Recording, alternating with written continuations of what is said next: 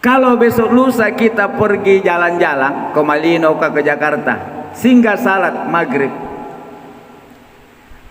kemudian kita menemukan imam di masjid itu tidak membaca sama sekali bismillah, berarti masakna siapa nak pakai? Maliki. Nah kita masakna nak pakai Syafi'i. Bagaimana hukumnya sembahyang? Assalamualaikum warahmatullahi wabarakatuh.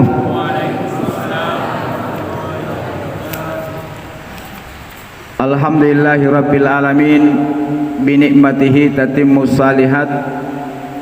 Alhamdulillahi rabbil alamin, ala kulli halin wa fi kulli hal.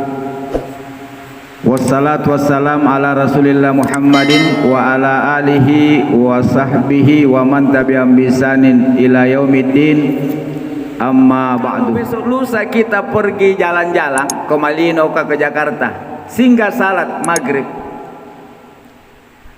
kemudian kita menemukan imam di masjid itu tidak membaca sama sekali bismillah, berarti masakna siapa nak pakai? Maliki. Nah kita masakna nak pakai Syafi'i. Bagaimana hukumnya? Bapak Ibu yang dimuliakan Allah Subhanahu wa taala, pengajian yang lalu ini pengajian keberapa? Keempat. Tali sarin di berarti si bulan maki. Alhamdulillah. Ada yang bertanya minggu lalu mana orangnya? Alhamdulillah. Nah bolehkan ke pertanyaan, tapi ini sangat berharga karena dari pertanyaannya ini saya punya kesempatan membuka lagi kitab Al-Fiqhu Al-Islamu wa Adillatuhu karangan Profesor Dr. Wahab Suhaili, itu di jilid 2 ketika membahas tentang hukum basmalah atau bismillahirrahmanirrahim di dalam Al-Quran ataupun di dalam surah Al-Fatihah dan di dalam membaca surah Al-Fatihah pada saat kita salat. Nah Bapak Ibu dimuliakan Allah Subhanahu wa taala, baiklah kita lihat dulu pendapat 4 mazhab tentang bismillahirrahmanirrahim, khususnya apakah dia ayat dari Al-Quran Al-Karim termasuk di surah Al-Fatihah atau bukan ayat di dalam surah Al-Fatihah. Jamaah duhur yang dimuliakan Allah Subhanahu wa taala, pendapat pertama adalah mazhab Asy-Syafi'iyah. Mazhab Syafi'i yang terbanyak penganutnya itu Bapak Ibu adalah di negara Asia, termasuk di Indonesia, Malaysia, Singapura, Brunei. Nah, jadi Imam Syafi'i termasuk pengikut-pengikutnya, murid-muridnya mengatakan bahwa bismillahirrahmanirrahim itu termasuk ayat dari surah Al-Fatihah, termasuk ayat dari surah Al-Fatihah, dan wajib dibaca pada saat membaca surah Al-Fatihah. Kalau begitu jumlah ayat surah Al-Fatihah adalah 7, maka dikenal dengan Sab'ul Masani, 7 yang selalu diulang-ulang. Dan ketika kita sembahyang atau salat 5 waktu, salat fardu dan salat sunat, salah satu bacaan yang wajib adalah membaca surah Al-Fatihah. La salata liman lam yaqra bi Fatihatil kitab. Tidak sah salat seseorang yang tidak membaca surah Al-Fatihah. Oleh sebab itu, kalau mazhab Syafi'iyah, ketika kita sembahyang, karena ada 2 sembahyang, ada 2 jenis, ada yang jahar, ya. Apa bahasa tumpu bulut dan jahar? Dibaca lompo saraya di neto sembahyang lompo saraya punna maca ki surah Al-Fatihah, neto sir artinya suara tidak keras. Jadi menurut mazhab Syafi'i, karena Bismillahirrahmanirrahim atau basmalah ini adalah ayat ayat dari surah Al-Fatihah, maka wajib dibaca pada saat kita membaca surah Al-Fatihah di luar sembahyang maupun di dalam sembahyang.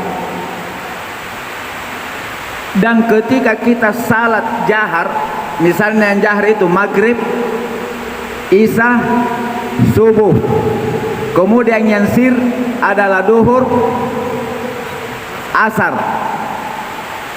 maka pada saat sembahyang atau salat jahar maghrib, isya dan subuh, maka harus dibaca keras jahar itu Bismillahirrahmanirrahim. Contohnya, saya sembahyang maghrib atau sembahyang isya atau sembahyang subuh, Bismillahirrahmanirrahim, Alhamdulillahi Rabbil Alamin, sampai waladhalin. Kalau sembahyangnya sir, maka harus juga dibaca sir. Misalnya duhur, asar, minimal menurut ulama kalau kita baca ayat dan baca surah termasuk bismillah didengar oleh dirita, dia kena lalangat aja.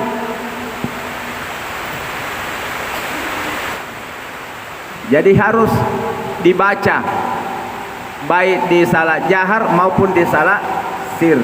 Itu menurut mazhab Syafi'i, karena Bismillahirrahmanirrahim adalah ayat yang ada di surah Al-Fatihah, termasuk di surah-surah yang lain. Nah, kemudian itu pendapat pertama. Kemudian pendapat yang kedua, Imam Malik atau mazhab Malikiyah, pengikut-pengikutnya, menurut Imam Malik dan murid-muridnya bahwa Bismillahirrahmanirrahim itu bukanlah Al-Quran, apalagi ayat di dalam surah Al-Fatihah. Tapi menurut Imam Malik, ya, Imam Malik termasuk pengikut-pengikutnya, bahwa Bismillahirrahmanirrahim itu hanya satu kali disebut dalam Al-Quran, dan itu ayat. Yang mana itu? Di surah An-Naml ayat 30 yang bunyinya, innahu min Sulaiman wa innahu bismillahirrahmanirrahim. Jadi menurut mazhab Maliki bahwa Bismillahirrahmanirrahim yang terdapat di dalam surah An-Naml ayat 30 itu hanya itu yang ayat, selainnya itu bukan.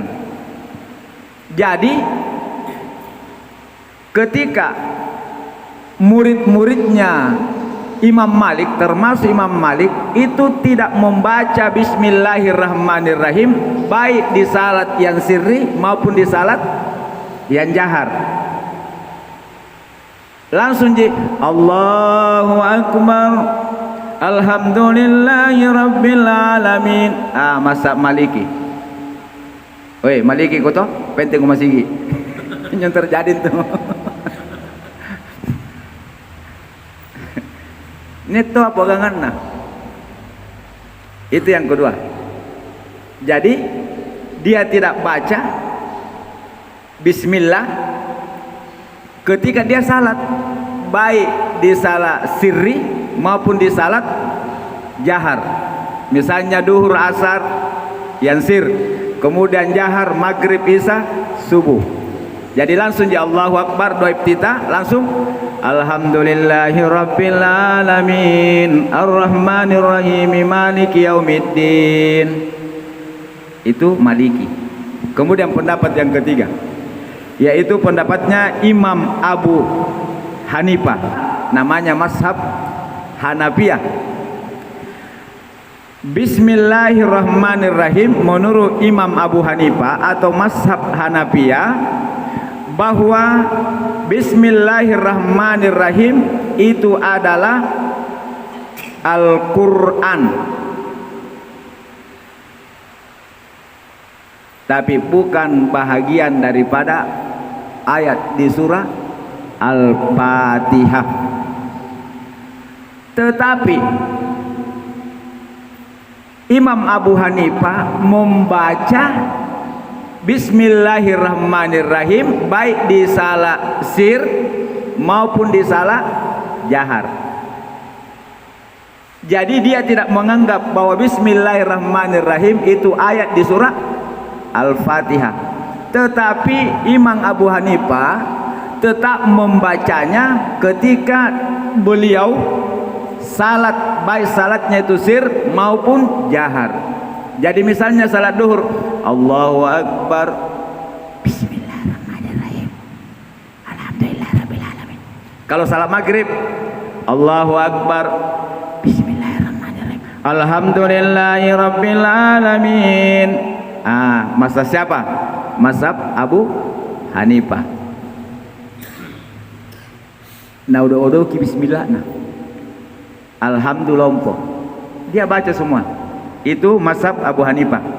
Kemudian terakhir mazhab Imam Ahmad ibnu Hambal atau mazhab Hambali. Beliau mengatakan bahwa Bismillahirrahmanirrahim adalah ayat di surah Al-Fatihah, ya, Al-Fatihah. Tetapi beliau baca ketika salat itu zir, bukan jahar. Jelas kira-kira? Supaya tanda anak laga. Ini tujuan dan yang kematerian nih, supaya tanda toa nak laga, nak sabab pun nak laga itu mana let lenjidakan nasi salah-salah neraka. Lalu kita sambayang pun nasi salah-salah ki. Nah, saya ulang. Jadi ada 4 mazhab.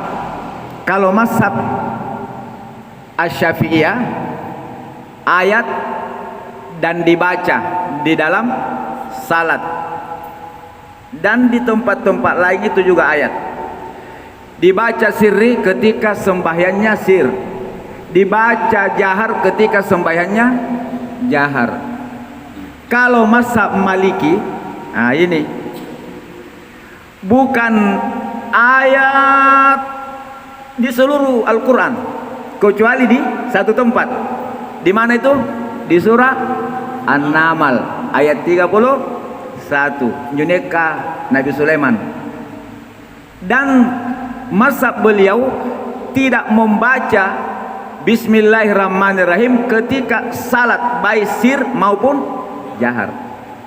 Kemudian mazhab Abu Hanifah, ya, Abu Hanifah, beliau mengatakan bahwa dia itu bukan ayat di surah Al-Fatihah, tetapi dibaca di dalam sah baik sir maupun jahar, tetapi disirrikan.